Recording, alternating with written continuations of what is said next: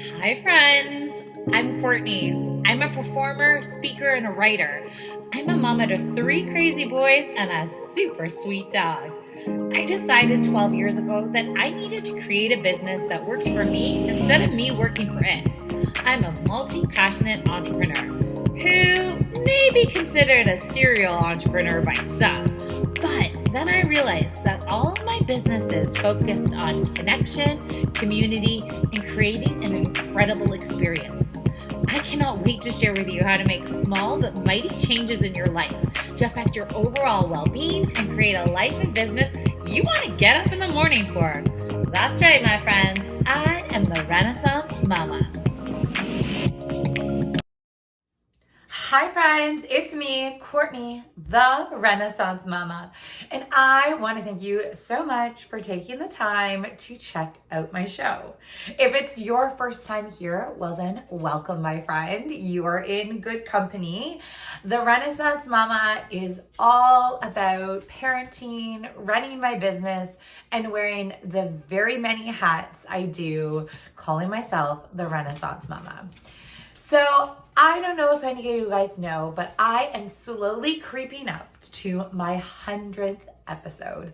Something that I am extremely proud of. When I started this project, it was something that was sort of calling to me. It was something I knew I wanted to do. I didn't know where it was going to lead. I didn't know what was going to happen. I just knew it was something I wanted to create. And one of the things I get asked all the time is, how did you create your show? How do you do it? People are definitely interested in potentially starting a podcast or a video show. So I thought that's what we could chat about today, is if you are interested in starting your own show, I'm going to share with you some of my tips, my tricks, and possibly some of the hesitations I had and how I just got over all of that. So in case you don't know my story, 2 years ago, I was in a spot where I just felt like I was kind of stuck. I was stuck in my life. I was obviously a mom of my boys. I was working, my job. I had my businesses, but nothing was really engaging me. I went into 2020 like most people, thinking it's a new decade. I'm going to kick butt. I had all these big goals, but of course, reality and life had a totally different vision for everybody. I spent most of 2020 surviving, like a lot of us did, but I also spent a lot of time sort of reflecting on myself and learning about myself and really sort of digging deep. I knew I was waiting for something to happen, a change to happen, and I decided I couldn't wait any longer. I needed to create and make that change. I also realized that one of the things I thought I had always wanted in my life, which was to perform and be on stage and entertain, really didn't line up with the life that I had created and the life that I loved. So it wasn't like you can have this or this. Like I just didn't know how the two worlds would go together. So instead, I thought, why not create something? And that's more like me anyways, right? Like if I don't see the path I want, I am cutting things down and creating that own path. If I don't see the project I want or the show I want, that I am making it happen and I create it. So I started my show originally as a podcast, just a podcast. And I say just a podcast because I have a friend of mine who says, anybody can do a podcast, right? Everyone and their brother has a podcast. But if you want to do something even more, have a show. So this is my show, not just a podcast. Not that there's anything wrong with a podcast, but that's where I started. And then I moved on to a video show. Just to give you perspective of how many people are creating podcasts out there and how popular they can be. In 2021, there was reported to be more than 740,000 new podcasts. In 2022, it dropped to 244,000.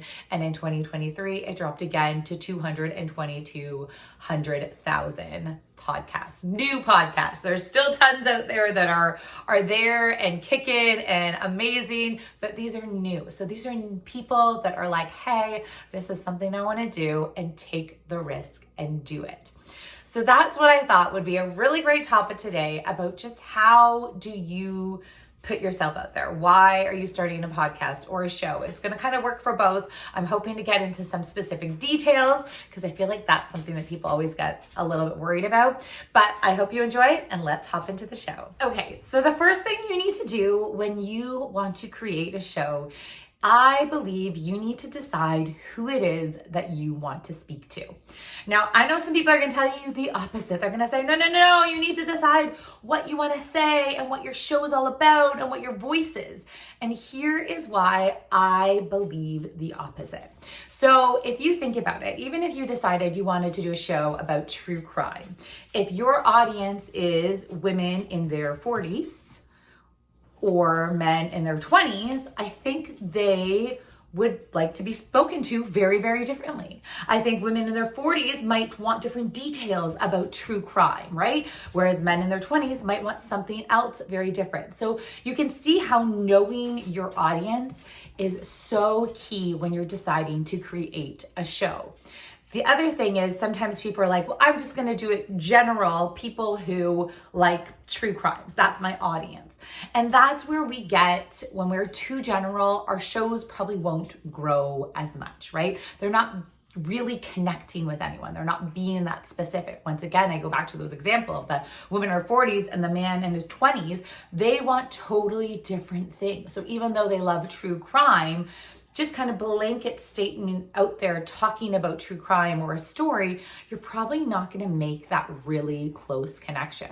Have you ever watched a TV show or listened to a podcast and you're like, oh my goodness, that person is like, feels like they're talking straight to me. And that to me is actually one of my favorite things about these shows, like video shows or podcasts.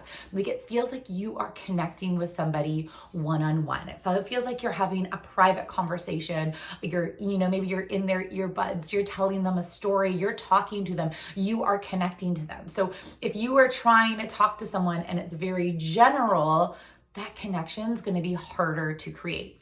Where if you decide who it is you want to talk to, then you know what? The ideas of the show and all of that stuff will come, and that stuff may change.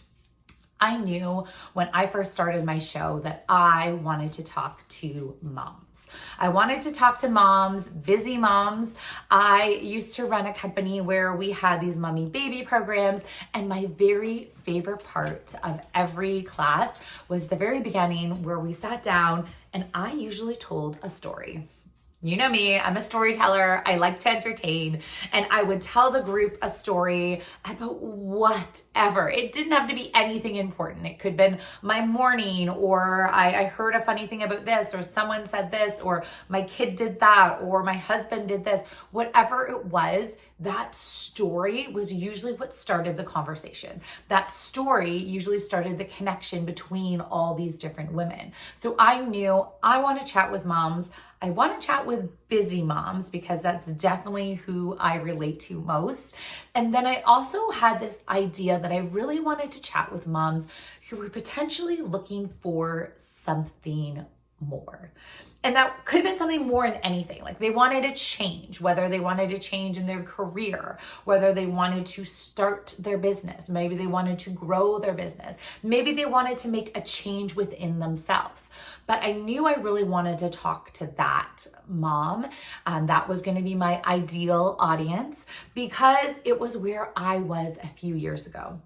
And if you pick an ideal audience that you can connect with and you know what it's like, I find it's much easier to make those connections and really reach out to them because you know what they're looking for. You were them at one point, right? So if you really kind of create this ideal audience, your show will really, in some ways, almost make itself. The next thing I knew I wanted these moms. I wanted these busy moms. Well, now I know who I was speaking to. Well, then I could start designing the show a little bit more. So I knew for myself, I didn't want anything too long. I was listening to a lot of podcasts at the time, really enjoyed a lot of podcasts, but anyone that was over an hour was a big deal for me. Like I usually listen to podcasts on my run. So I found like if it was an hour, I'd have to do like 2 runs before I even got through the full podcast. And then sometimes I felt a little disconnected. So I knew I wanted my episodes to be a little bit shorter. I wanted them to be like half an hour,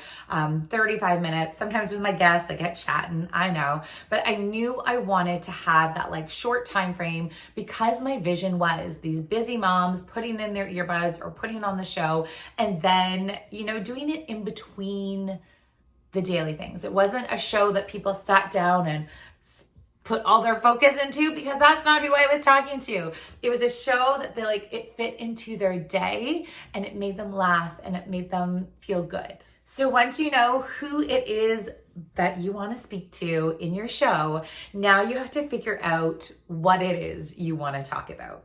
And I know I said, sometimes you can start with something and this may change.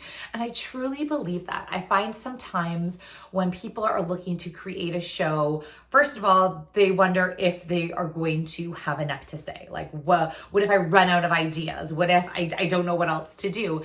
That is where I think if you are very clear on who you're speaking to, yes, your voice may change. Your structure of your show may adapt. It probably should because you're going to adapt and you're going to change and your audience is going to want different things. So don't get so caught up on like, I need to find the perfect thing I want to chat about. Just kind of create a structure that you can work with, but also know that it might change. It might be adapt and you can be totally okay with that. So one of the things I knew I wanted to chat about, I told you, was I wanted to chat with these moms who may be looking for a change, maybe wanted to, have some self-development, maybe want to start a business, maybe want to grow a business. So in my head, I create a little bit of a structure for myself because that's how I work best, is that I have some sort of plan. I found if I have a plan, then I can't get stuck. I can't have excuses. I can't say what's next because I'm like, wait a second, I made the plan. I know what's next. This is what it is. So when I first started my show, I had in my head this kind of structure of, okay, I'm going to do it once a week. I'm going to have 2 episodes a month. It's kind of be more geared towards that change, that business, that, self-development area. 1 episode, I did want to chat about parenting and I wanted to share some of my funny stories and talk about my family and talk about other parents that I'm chatting and interacting with. And then 1 episode, I wanted to have a guest. And as of right now, I've only had women on my show. I guess it was kind of on purpose. I knew I wanted to talk to incredible women that just really inspire me. And I just wanted to have those open and honest conversations. The other thing I knew I wanted to do with my show is I didn't want it to be perfect. The first few episodes, I did have a script and that was totally not my jam. But I also didn't want it to be perfect. Like I don't want every single thing to be 100% perfect because when I go back to thinking of my audience and those busy moms, they're not looking for perfection. They're right. If I stumble my words, I stumble my words. It happens. I remember the first few, little while, I was stopping and re-recording and editing and cleaning every little thing. And then I thought, wait a second, that's not who I am. And that's also not what I wanted to represent. I also didn't want big production value because I think one of the favorite things about my show, and I hope you think so too, is this open and honest conversation. I want it to feel like you and I are just hanging out, having a good time, and having this beautiful conversation. The other thing, when I say like things may change and things may adapt, recently I did this Mom Diary series, which has been on hold, but I'm definitely going to get back to it. And it was just something that I thought would be really kind of fun. I thought about like those seasons of motherhood and what it would look like. And I put it out there. And what was so beautiful is I thought it was going to be one thing and it kind of turned into something totally different. And my favorite part about it was that I just started hearing these incredible stories by all these different moms that really opened my eyes of like, wow, everybody has a story to tell. And they're so interesting. So things may change. Who knows? There might be some changes in the Renaissance Mama, but I still know who I'm speaking to. I know what my audience is all about. I know what they're looking for. I read reviews, I chat with my audience, I survey them. I'm always trying to figure out what it is people are looking for, but I also know things may adapt and change. So that parenting series or that mom diary series of like just these open, honest stories of real moms, it was beautiful. It was so fun to hear the response from people. It was so fun having conversations. So just so you know, Renaissance Mama, who knows? It might adapt, it might change. And like I said, that is fine. If you are starting a show and waiting to figure out like the perfect time or the perfect, what the show is, I say just start it. If you don't just start it, you are going to get stuck. You are going to question yourself. You're going to, take your time. So that would be probably my next words of wisdom. If you want to start a show, do it. When I was, thinking of the podcast at the time, there was a few times where I went to go record it and I was like, I don't know what to say. Oh my gosh. And I would stop, right? And there was a few times that I thought, really, am I going to just do this? But you guys just got to do it. You got to find time, put it on your calendar and be like, all right, here I am. I'm recording it. Press the button, see what happens, and then you can go from there. I would say when you first start, even now, whether it's video or audio, don't judge yourself too hard. Just appreciate it for what it is. I find as people, when we put ourselves on video or audio or anything like that, we are by far our worst critics, right? The things that you notice in your video or in your audio, other people won't notice. You think they will. You're like, oh my God, my hair looks so weird. My arm was weird. What was I doing to my hands? Like, you notice all those things. The audience won't notice those things. So do not judge yourself too harshly. Just find who you want to speak to, figure out what it is that you want to say, how you want to say it, and start. Press play, press record, go do it. Because if you don't, you're going to hold yourself back. Okay, so next thing you want to do once you've figured out who it is you want to talk to, what do you want to talk about, you're just starting and going and doing it. Then you got to get a little nitty gritty, get the work in, right? So I do spend some time editing my show. I know I said I don't want perfection, but I want it to feel good, sound good. If I do make huge mistakes, I stop recording. If I'm on audio and things get too messy, I do clean it up a little bit. I think there is an element that I want to present myself, professionally, but not perfection. A few minutes ago, I was trying to record and my dog was playing with his squeaky toy. Well, my friends, that was going to bother me. It was going to bother you. So I finally hid the squeaky toy. He's probably looking for it right now. But so figure out different ways you can edit. I honestly, when I first started, just did it off my computer. I love my Apple computer. When I first started with the podcast, I was doing it on GarageBand, or when I was doing video, I did it on the iMovie, but there's tons of other free resources if you want to use editing. And I just said it doesn't take too long. It's not super technical, but it is worthwhile to clean up what you're doing. So although it doesn't have to be a huge production value, everything doesn't have to be perfection, it is nice to obviously put your best foot forward and share something that you are really proud with. I don't know about you guys, but my husband, whenever we clean our house, will clean, and then he will leave like something at the front door. And it blows my mind because I'm like, we spent, 2 hours, whatever it is, cleaning the house. But the moment someone walks in, they're going to see like your jacket lying on the ground or whatever it is. And that to me I think of these shows, right? Like you spent all this time putting it together, why not spend that extra, 5-10 minutes to just clean it up a little bit, clean it up so it feels good, it feels nice, or else people are gonna be like, oh, why did that person leave that part in, right? So I joke with my performers too, right? Whatever you sort of end with, you want it to be pretty nice because that's what people will remember the most. Okay, so the next thing you want to do once you've kind of done your editing, your video or audio is ready to go, you need to find a place to host it. So one of the biggest questions I always get is, how do you get your podcast out there, right? How to get your show out there. So if you are doing video, I would highly suggest just start just start uploading that bad boy to YouTube. YouTube is obviously very, very popular. You put it on public if you want to share it. Just be aware that once it's out there, my friend, it is out there. So that's a great resource.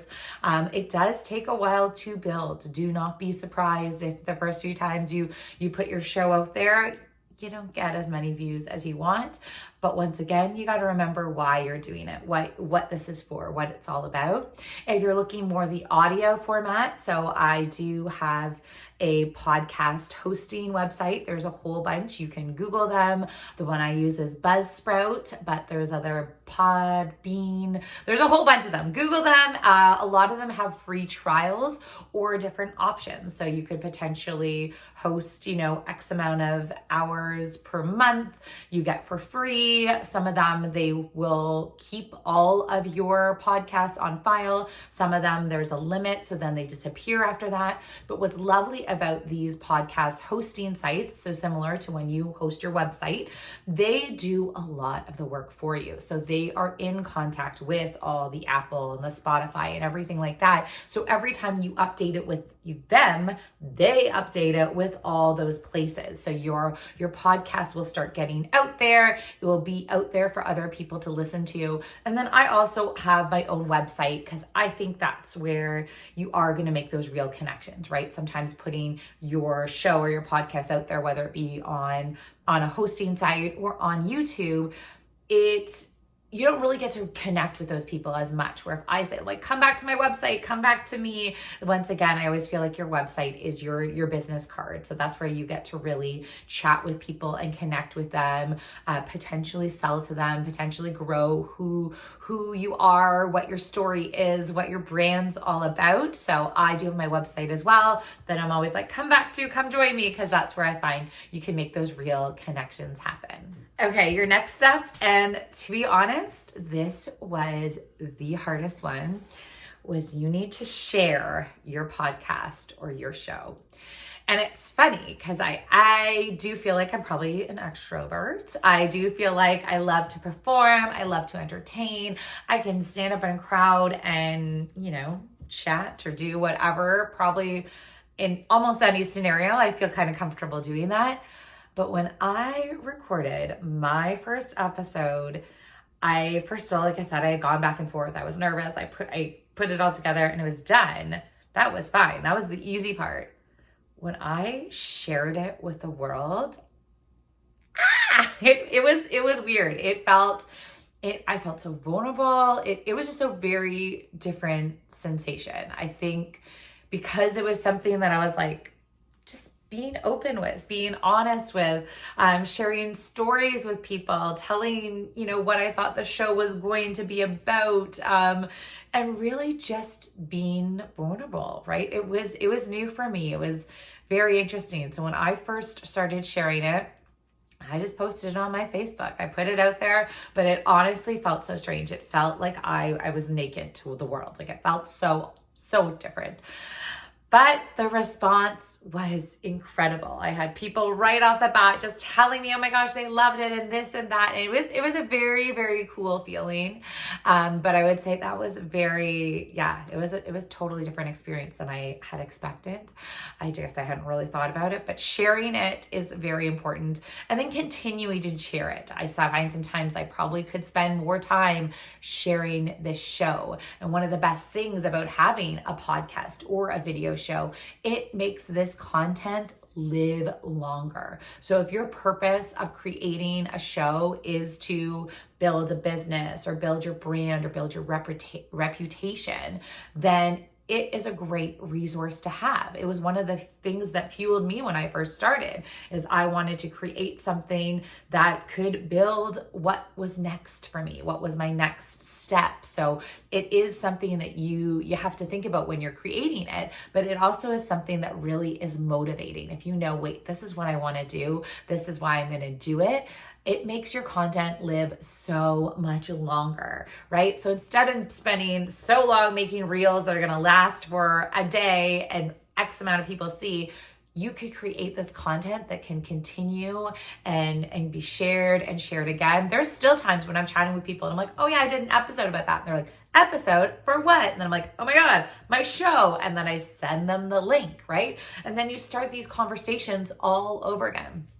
That would be a little side tip, by the way. If you are creating a show, I suggest you try and keep each episode pretty general when it comes to dates and times.